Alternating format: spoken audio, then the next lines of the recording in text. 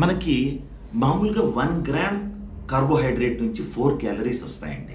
అలాగే 1 gram protein నుంచి 4 calories వస్తాయి. వేరాజ్ 1 గ్రామ్ ఫ్యాట్ నుంచి మాత్రం 9 క్యాలరీస్ వస్తాయి. 9 క్యాలరీస్ మోర్ దాన్ డబల్.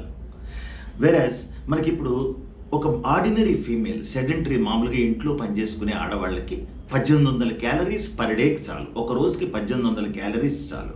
అలాగే మామూలుగా నార్మల్ క్లరికల్ వర్క్ అలాంటివి చేసే మేల్స్కి 2000 క్యాలరీస్ పర్ డే చాలు.